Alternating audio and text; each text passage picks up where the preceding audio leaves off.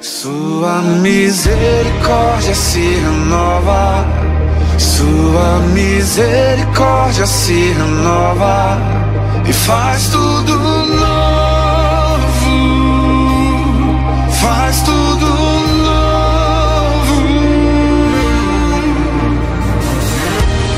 O sol brilha sobre o mundo inteiro, aquece o fraco e o guerreiro com o seu calor, com o seu grande... Amém? Graça e paz da parte de Deus. Estamos aqui mais uma vez para gravar mais uma palavra nesse tempo no qual estamos vivendo de pandemia, de isolamento social. Queremos mais uma vez aqui fazer uma exposição da palavra de Deus, uma exposição pública, neste caso uma exposição online, né? Estamos aqui, eu e a minha esposa representamos então a rede jovem dessa comunidade e estamos imbuídos no cargo então de administrar, né, os jovens da nossa comunidade.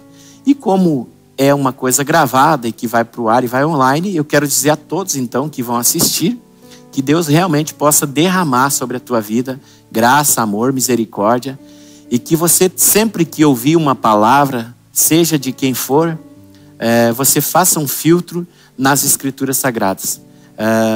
Se familiarize com a Bíblia, se familiarize com as escrituras sagradas, para que você possa chegar ao pleno conhecimento de Deus para a tua vida.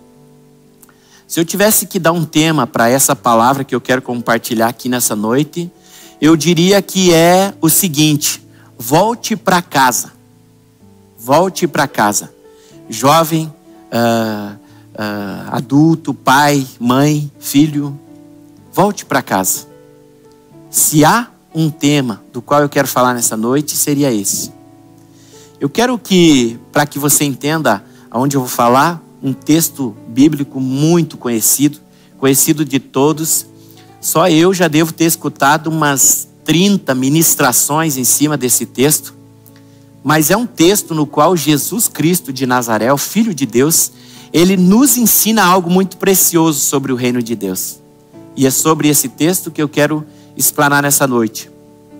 Como eu falo, talvez eu seja uma pessoa ainda não tão intelecta, não tão intelectual com respeito à Bíblia, com as coisas de Deus, mas o pouco que eu e a minha família temos aprendido na palavra de Deus tem sido suficiente para conduzir as nossas vidas, minha, da minha esposa, dos nossos filhos, tem sido suficiente para conduzir a nossa casa e nos dar paz nesse tempo que estamos vivendo.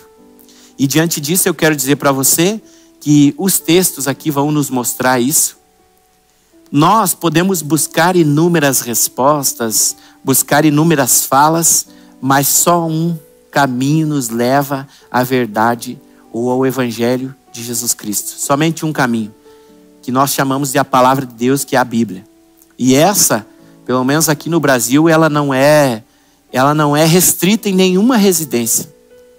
Na época em que eu fui católico, participante de tudo, eu não era apenas um católico, eu fui realmente participante de tudo. Eu tinha a Bíblia Sagrada e depois que eu me converti ao cristianismo, eu também continuei tendo a Bíblia Sagrada. Então a Bíblia não é restrita a nenhuma família. Então é nela que eu quero ler um texto e quero conversar com você nessa noite. No texto onde eu vou me basear nessa noite para falar com você sobre volte para casa, é no capítulo 15 do livro de Lucas. O capítulo 15 do livro de Lucas, ele nos representa muito bem. É uma pessoa que realmente sabe nos falar do reino de Deus. Não tem ninguém mais especial, não tem ninguém mais intelectual que a pessoa de Jesus Cristo para nos falar do reino de Deus, para nos comunicar essa volta para casa. Eu quero dizer para você que no início da palavra, no livro de Gênesis, capítulo 1 e 2, Deus fez todas as coisas, criou o ser humano. E no capítulo 3, o casal chamado Adão e Eva pecou, desobedeceu uma ordem divina. E a partir do pecado que entrou no coração do ser humano, do homem e da mulher, desnorteou o rumo da humanidade. Ele desconectou algumas coisas na vida do ser humano que precisavam uma ação divina para que realmente voltasse a reconectar com essas vontades divinas para a nossa vida, digamos assim. Então, no capítulo 3, Deus vem ao jardim e coloca para o Adão a sua desobediência, mas também tem uma promessa. O próprio Deus fala que do ventre da mulher nasceria um que pisaria novamente a cabeça da serpente.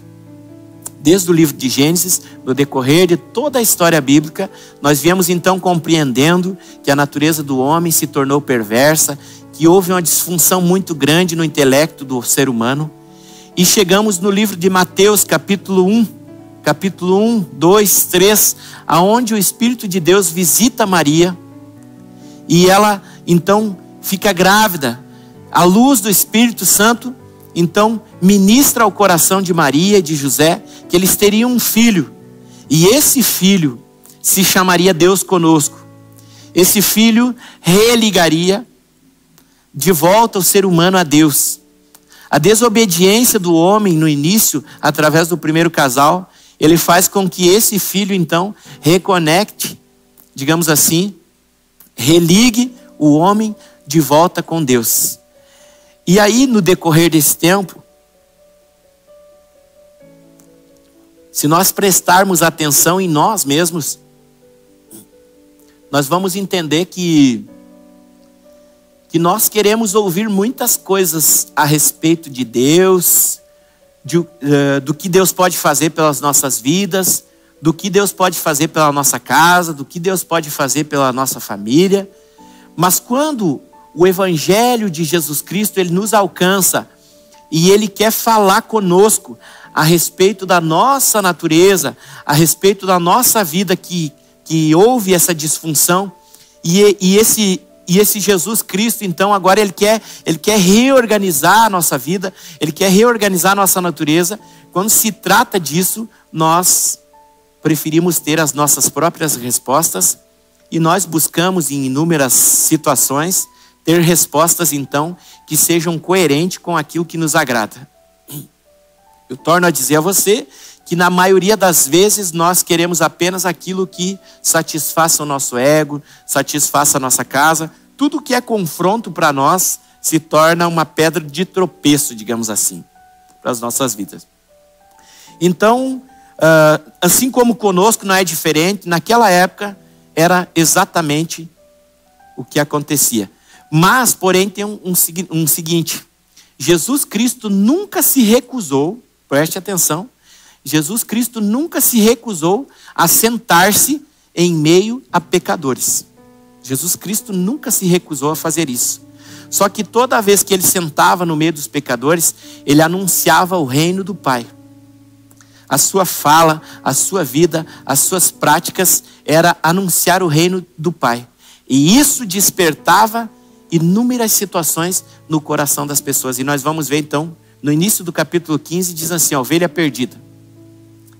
E torno a dizer para você, para ficar bem gravadinho na tua cabeça, jovens da nossa comunidade, você que vai nos assistir, casais, filhos, volte para a casa do Pai. Volte para a casa do Pai. Capítulo 15 começa assim: a ovelha perdida. Certa ocasião, muitos cobradores de impostos e outras pessoas de má fama chegaram perto de Jesus para ouvir. Os fariseus e os mestres da lei criticavam Jesus, dizendo: este homem se mistura com gente de má fama e toma refeições com elas. Como eu lhe falei, Jesus nunca se recusou em sentar em meio a pecadores. Só que os pecadores, eles se aproximavam de Jesus, assim como eu e você nos aproximamos. Os pecadores sempre se aproximaram de Jesus com questionamentos, com perguntas, com críticas, com inúmeras falas, mas talvez nenhuma das falas dos pecadores fosse para receber uma resposta que confrontasse a sua natureza e que realmente pudesse haver uma mudança. E Jesus Cristo sabia disso. Jesus Cristo sabe disso até hoje. Ele não se recusa a entrar na nossa casa, Ele não se recusa a entrar nas nossas vidas, Ele não se recusa a sentar conosco, mas nós, quando nos aproximamos de Jesus Cristo, tomamos, na maioria das vezes, as mesmas atitudes que os fariseus, que os mestres, que os hipócritas tomavam naquela época. Na maioria das vezes, nós nos achegamos em Jesus Cristo apenas para adquirir respostas que agradem a nós mesmos, ao nosso ego. Então, quando esses fariseus, mestres, conhecedores da palavra de Deus, chegaram e viram que Jesus estava sentado no meio dos pecadores, fizeram logo um juízo. Mas como que Jesus Cristo senta em meio aos pecadores? Como que ele se mistura com eles? E Jesus então, na sequência, diz assim, né? Se algum de vocês tem 100 ovelhas e perde uma, por acaso não vai procurá-la, assim deixa no campo as outras 99 e vai procurar a ovelha perdida, até achá-la. Quando a encontra, fica muito contente e volta com ela nos ombros. Chegando à sua casa, chama os amigos e vizinhos e diz: alegrem-se comigo, porque achei a minha ovelha perdida. Note que os fariseus, hipócritas, religiosos, egoístas, avarentos, presunçosos, confrontavam Jesus Cristo, e ele, em sua fala, de forma nenhuma tentava afastá-los. Ele apenas tentava, com a sua fala, mostrar o reino de Deus. Ele tentava mostrar para eles que tinham uma oportunidade. Tinha uma oportunidade que era para o pecador, que era para o hipócrita, que era para o religioso, que era para o mestre, que era, enfim, para todos. Mas os títulos ou a falta de conhecimento afastavam aquele povo de Jesus Cristo. Com perguntas tolas, digamos assim, com perguntas egoístas, com perguntas avarentas. E se nós olhar para o nosso dia a dia, é exatamente isso que acontece. Eu, por exemplo, trabalho na rua todos os dias. Então eu converso com inúmeros tipos de pessoa.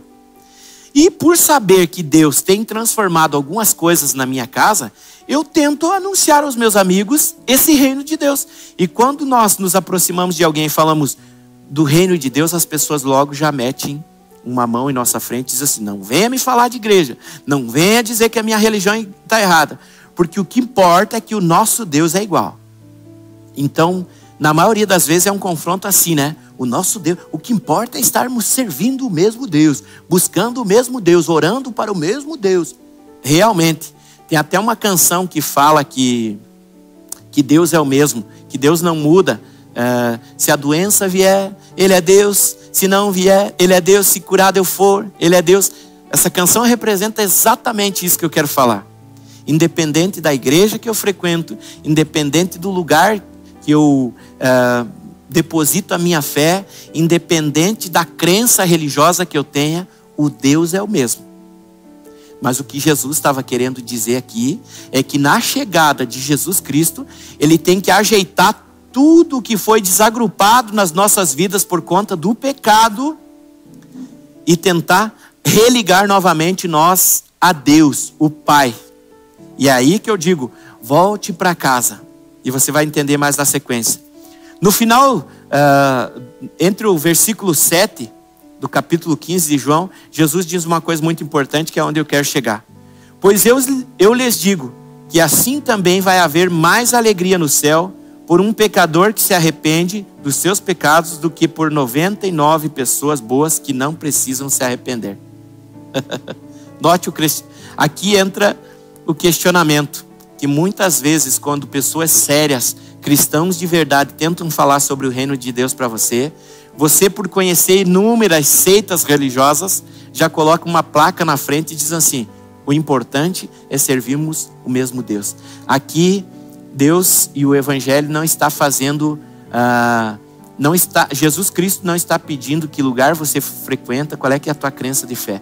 Ele está dizendo que todos nós somos pecadores e precisamos nos arrepender. E quando nós entendemos isso e nos arrependemos, há uma festa no céu, há uma alegria na casa do Pai. Você está entendendo isso? Então, não importa se tem título, se não tem título, se é fariseu, se é mestre, se é rabino, seja lá o que for.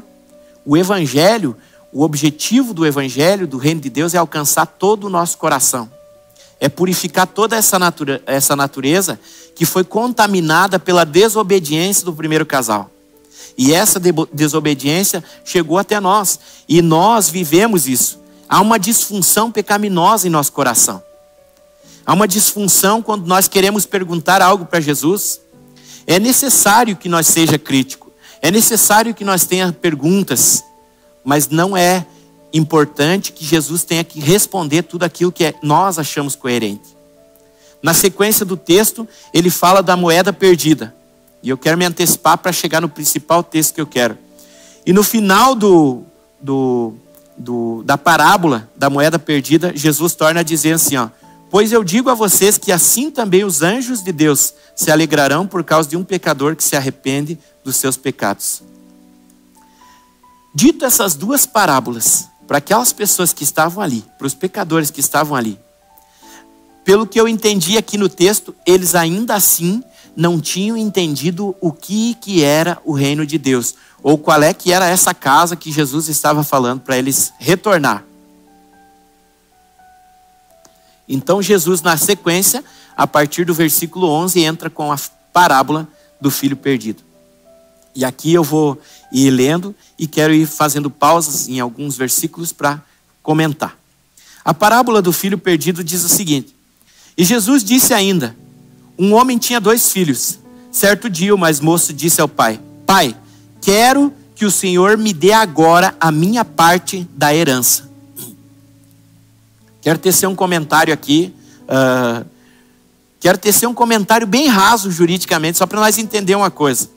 Eu não sei a profundidade juridicamente disso, mas eu posso garantir uma coisa para você, por causa da compra de um terreno que eu fiz e tal, então um pouquinho eu sei como é que funciona a herança. Herança funciona mais ou menos assim. A herança, ela é adquirida por alguém depois que acontece uma morte. Se o pai e a mãe morrerem, os filhos têm direito a essa herança. Ou os vós deixaram para os netos, então na sua morte tem herança. Também tem aquele caso que o cara faz não sei se chama assim inventário, em vida, e determina tantas posses para cada filho ou para cada neto, mas ainda assim eu acho que a herança, ela só pode ser adquirida na morte da pessoa. Então quando o filho mais novo chega para o pai aqui, e ele diz: pai, me dá a minha parte na herança. Note que o homem tinha 2 filhos. Então, para se estabelecer uma herança, tem que fazer um inventário, certo? Nesse inventário vai constar que tem 2 filhos. Se tem 2 filhos, vai ser dividido em partes iguais, certo? Então é tanto para um filho e tanto para o outro filho. São partes iguais. E o pai repartiu os bens entre os 2. É isso que eu estou falando. Os bens do pai foi dividido entre os 2, certo? Então, ele requiriu a sua parte na herança, o pai prontamente. Eu quero falar um princípio aqui, no meio disso aqui. Existem várias falas, e eu já ouvi inúmeras pregações. Talvez o pai não educou bem o filho. Talvez o pai era ausente em casa. Talvez trabalhava demais e não tinha um compromisso com a família. Histórias, fatos reais, nós só soubemos o que está escrito e o que Jesus queria falar através desse texto. Jesus queria mostrar mais uma vez para nós pecadores que existe uma solução para as nossas vidas. Que existe um caminho de volta para a casa do Pai. É isso que Jesus queria fazer. É isso que ele queria nos ensinar. Então, uma coisa que nós percebemos aqui, que diante de uma rebeldia muito grande de um filho, o pai não contraria. Foi isso que eu entendi aqui no início. Eu acho que a rebeldia desse filho era tão grande, tão perversa, que o pai disse: bom, melhor é eu dividir logo essa herança e dar a parte dele, porque eu já falei com ele, entendeu? Eu já preguei para ele, eu já instruí para ele, e ele ainda assim está se batendo nas suas crises pecaminosas, então ele não vai entender agora. Então a melhor coisa que eu vou fazer como pai é realmente dar a herança para ele, que ele vai... De repente o pai ficou orando para que o filho fosse alcançado. Enfim, tem várias teorias que nós podemos explanar nesse texto aqui.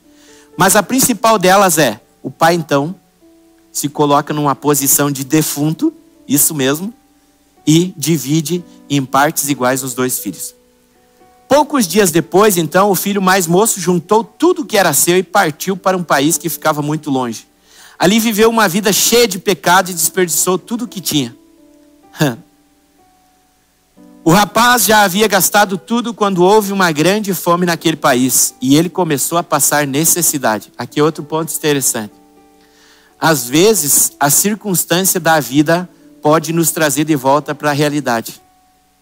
Pode nos trazer de volta para o nosso começo, digamos assim. Houve naquele país uma grande seca. Houve naquele país um tempo de fome. Houve naquela estrutura geográfica um tempo de miséria. Mas antes de ter passado para esse tempo de miséria, o filho se divertiu às custas do que era seu. A princípio, a herança era dele. Ele não tinha que dar a resposta da herança para ninguém. Ele tinha apenas que gastar. E foi o que ele fez. Se desperdiçou, se lavou no pecado. Quantos não passaram por ele, não falaram para ele que aquele não era um caminho correto? E ele continuou.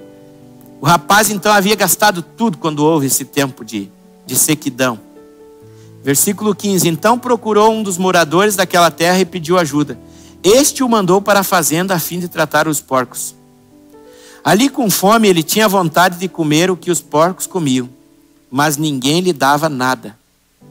Caindo em si, ou caindo de si, como diz o nosso pastor, caindo de si, ele pensou: quantos trabalhadores do meu pai têm comida de sobra, e eu estou aqui morrendo de fome. Vou voltar para a casa do meu pai. Aqui eu quero dar mais uma palhinha e dizer para você, como é difícil nós voltar para a casa do pai. Raciocine você aí. Eu penso por mim. Eu lembro que no decorrer de toda a minha vida, sempre existiam pessoas ao meu redor pregando o evangelho do Senhor Jesus na minha vida. Eu lembro de uma época que eu trabalhava em Caxias do Sul, em obra. Eu era bem novo, devia ter 14, 15 anos de idade. E o pedreiro da obra pregava o evangelho para mim. Pregava o evangelho, cantava canções da igreja e eu debochava dele. Falava: nós servimos o mesmo Deus. O que importa é ter uma boa índole. O que importa é fazer o bem. Mas o que eu não entendia não é que o fato de fazer o bem ou de servir o mesmo Deus.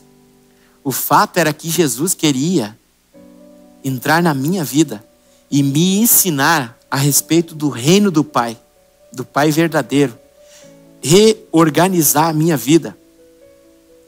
Para que através da reorganização da minha vida, eu pudesse sim voltar para a casa do Pai. É isso que o Senhor está nos falando nessa palavra. Jesus estava dizendo para os fariseus, para os hipócritas ali daquela época, para os mestres da lei: parem com esses títulos que vocês têm. Vocês jogam na cara de todo mundo que o conhecimento está com vocês. Parem de fazer isso e pensem, o reino de Deus é muito mais simples do que vocês imaginam. Vocês podem estudar tudo o que vocês quiserem sobre o pecado, mas só há um caminho para a cura do pecado. Somente Jesus Cristo de Nazaré, o Filho de Deus. É somente quando entendemos que o Filho deu a sua vida pelas nossas vidas. Nós falamos hoje, é uma época de Páscoa, então todo mundo tem uma palavra diferente sobre a Páscoa, sobre o Pessá, sobre o judaísmo, sobre aquilo. Mas o que nós precisamos entender é que Jesus Cristo não é mais um bebezinho.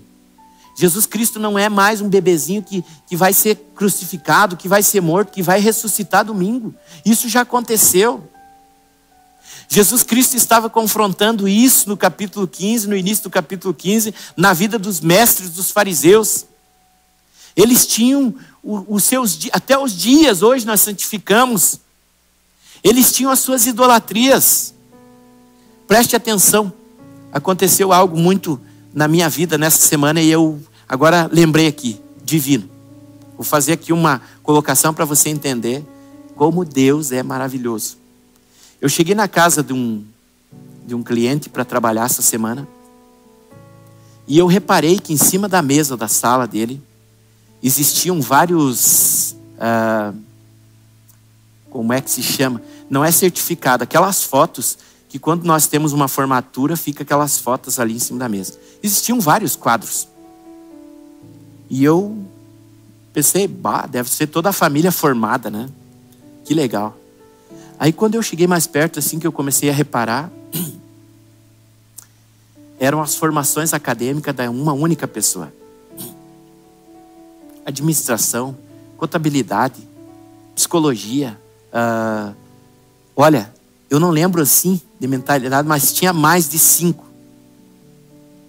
Tinha mais de 5 quadros de formatura. Inúmero conhecimento. Para uma pessoa formar 5 vezes numa faculdade, ela tem que ser muito inteligentíssima. E no decorrer da nossa conversa, eu fiz uma pergunta para ele. O que ele achava de tudo isso que estava acontecendo com relação a Deus e essa pandemia que estávamos vivendo. E eu notei na sua conversa uma inquietude arrasadora. Uma inquietude arrasadora. O que ele me falou não convenceu nem a mim e nem a ele.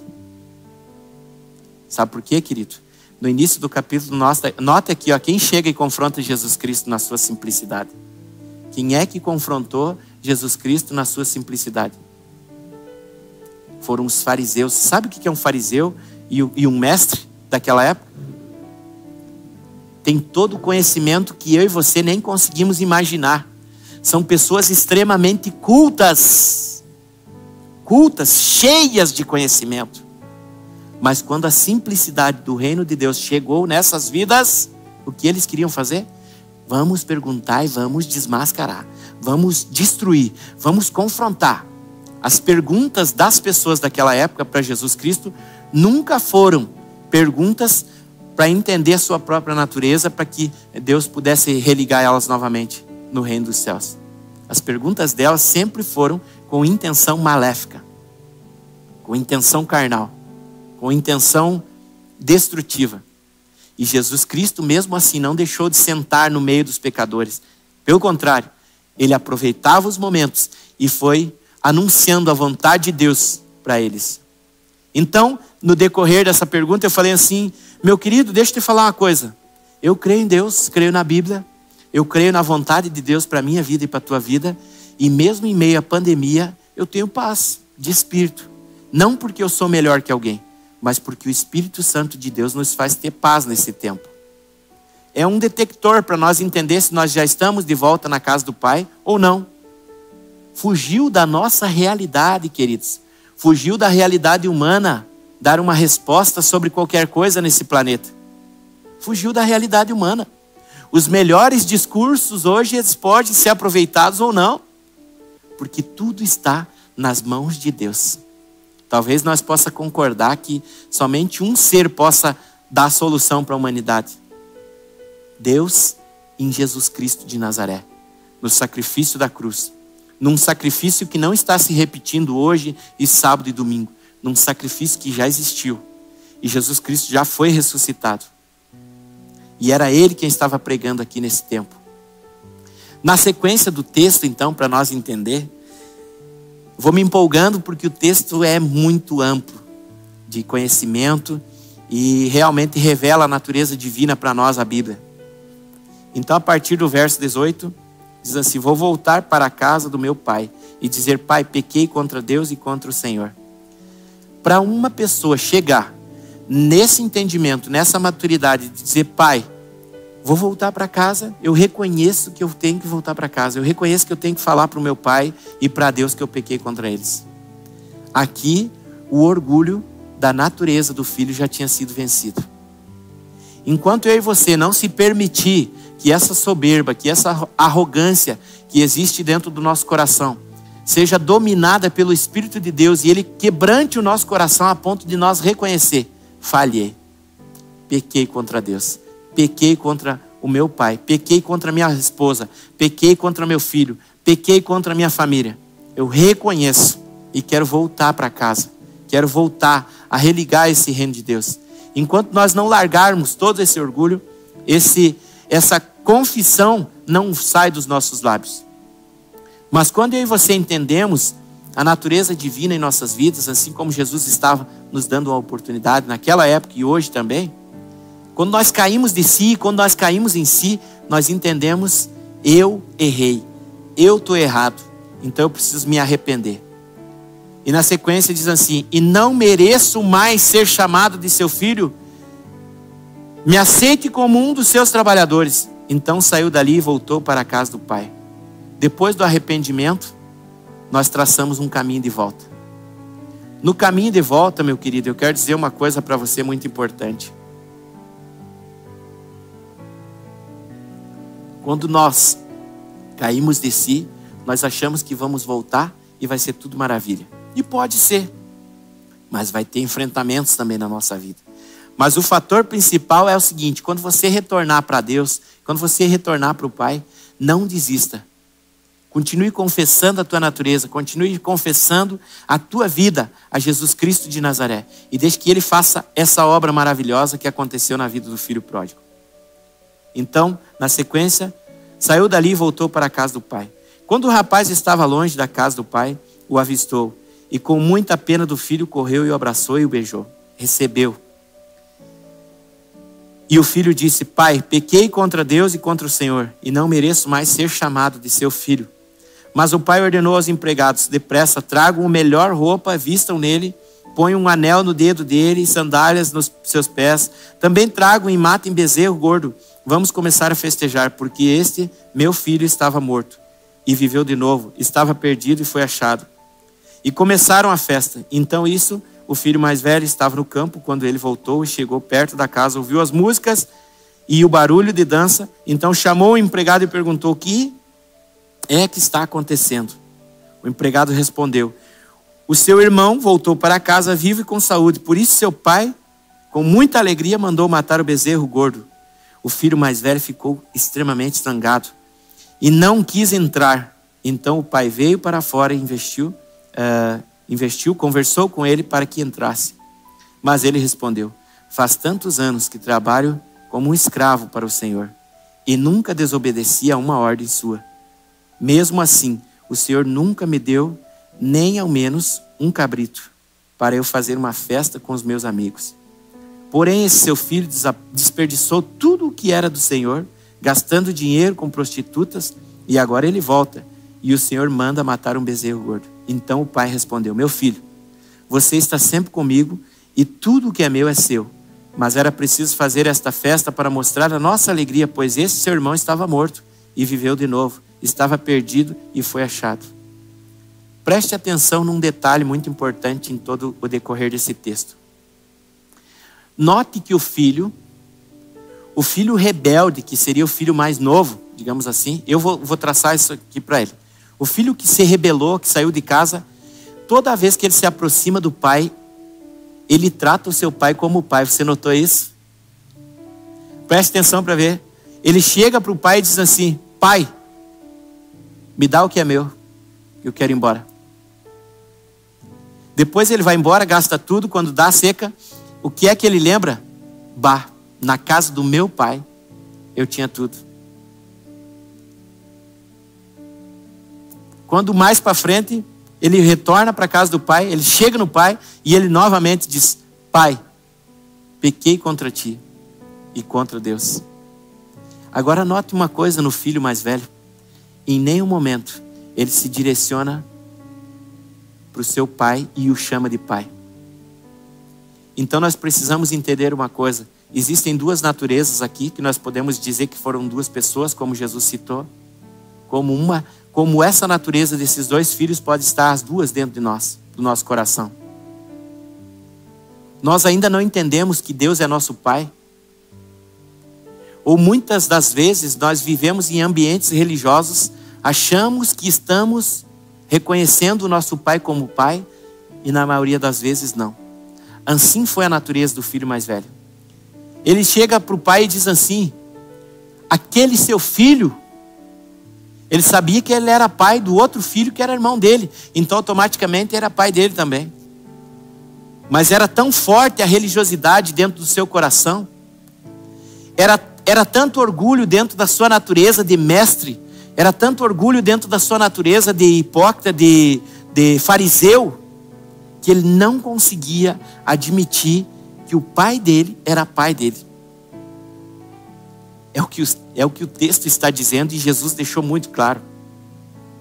Porém, Jesus nos mostra nesse texto aqui, que quando houve um quebrantamento da parte dos filhos mais novos, que nós traçávamos como rebelde, nós olhamos para esse texto e dissemos, esse filho é rebelde.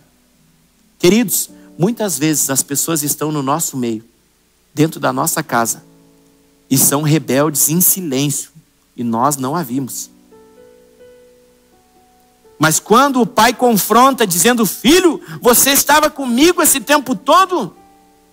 Ele diz assim, pai, você nunca me deu nada. Ele nem chama de pai, ele diz, o Senhor nunca me deu nada. Ele não consegue entender que Deus, em sua infinita graça e misericórdia, queria ter um relacionamento de pai e filho com ele. É isso que o texto está nos mostrando. A parábola do filho pródigo nos mostra que nós, eu e você agora, aplicando, eu e você, jovens da nossa comunidade principalmente, precisamos diariamente levantar, abrir os nossos olhos e reconhecer que nós somos filhos de Deus através de Jesus Cristo de Nazaré. E tudo que nós sabemos, tudo que nós estudamos, tudo que nós achamos que somos, tudo que nós entendemos que nós somos bons, se não estiver na cruz de Cristo, é em vão. E aonde detectamos isso? A paz de Deus reinou sobre o coração do Pai. Quando ele teve que tomar uma decisão de dividir, repartir, entregar a parte da herança para o filho rebelde, o pai sabia quem era quem. Pode ter certeza absoluta que o pai sabia. Quando o filho retorna, ele tinha alegria porque ele pensava na cabeça dele, se rebelou, foi embora, mas quando ele voltou, reconheceu que ele estava errado. E quando reconhecemos que estamos errados, Jesus Cristo nos acolhe então. Nos acolhe com alegria, com festa. É isso que Jesus falou para os fariseus no versículo 7 do capítulo, que ele diz assim, pois eu lhes digo que assim também vai haver mais alegria no céu por um pecador que se arrepende dos seus pecados do que por 99 pessoas boas que precisam se arrepender. No final do versículo 10 ele também fala, pois eu digo a vocês que assim também os anjos de Deus se alegrarão por causa de um pecador que se arrepende dos seus pecados. Jovem querido, irmãos da nossa comunidade, eu creio absolutamente que Deus tem nos dado grandes oportunidades nesse tempo de nos curvar diante dele. Curvar nosso coração diante da palavra do Senhor e admitir o quanto nós necessitamos da graça, da cura e da libertação através de Jesus Cristo. Nós precisamos reconhecer imediatamente que o que nós precisamos é voltar a ter um relacionamento com o Pai através do Filho. Quero deixar essa palavra, essa reflexão nesse tempo e quero convidar você, jovem, na sua casa, no momento que você assistir esse vídeo, no sábado quando for liberado, ou até mesmo mais à frente quando for liberado para a sua vida, quando compartilharem e chegar até você, eu quero convidar você, faça uma oração de entrega a Jesus Cristo. E eu quero convidar você a orar nesse tempo. Amém? Feche teus olhos, curve tua fronte, aí onde você está assistindo esse vídeo. E peça a Deus, assim. Querido Pai, diante dessa palavra, Deus, reconhecemos, através do que Jesus Cristo revelou, Deus, aos mestres, aos fariseus, através desse ensinamento de Jesus, nós entendemos, Pai, que somos pecadores. E nós não temos como te aceitar, Jesus, mas nós temos como admitir que somente o Senhor pode religar as nossas vidas ao Pai. Senhor Jesus, nós queremos voltar para casa. Nós queremos voltar para os braços do nosso Pai. Nós queremos voltar para a presença do nosso Pai. Mas pedimos a Ti, Jesus Cristo, nos mostre o caminho. Nos ensine o caminho, Pai. Ministre na Tua palavra o caminho, Pai, para as nossas vidas. Nós louvamos ao Senhor E agradecemos por nos dar essas respostas na Tua palavra, Senhor, em nome de Jesus. Pai, nós te agradecemos desse tempo, louvamos a Ti porque a Tua palavra, Deus, cada dia mais, ela tem ministrado o nosso coração, tem nos ensinado, tem nos mostrado, tem nos direcionado, tem principalmente nos dado paz em meio a tudo isso que tem acontecido. Nós queremos agradecer ao Senhor por essa comunidade, Pai. Hoje nós entendemos a falta que faz o relacionamento com as pessoas, Pai. Hoje nós entendemos a falta que nos faz, Deus, conviver com pessoas, amar uns aos outros, suportar uns aos outros, Deus, levar conhecimento uns aos outros, partilhar da Tua palavra, Senhor. Hoje nós entendemos isso. E nós oramos, Deus, que realmente esse tempo de sequidão, que esse tempo de pandemia possa trazer consciência à Tua igreja, Pai. Que somos nós, não só a nossa comunidade batista nacional, mas em todas as comunidades, em todas as igrejas, Pai. Que venha a consciência do Teu reino, Senhor. Em nome de Jesus Cristo, nós oramos para louvor da Tua glória, o Teu Filho amado, Senhor. Louvado seja o Teu santo nome. Amém. Quando a música esmorece, o resto desaparece, simplesmente a Ti me achei.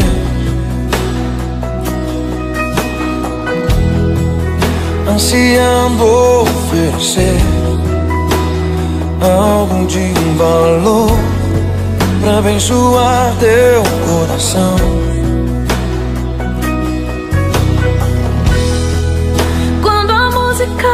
Esmorece e o resto desaparece, simplesmente a Ti me achego, ansiando oferecer algo de valor pra abençoar Teu coração. Mais que uma canção eu te darei, pois apenas uma canção não é o que queres de mim. Mais profundo busca, Senhor, do que os olhos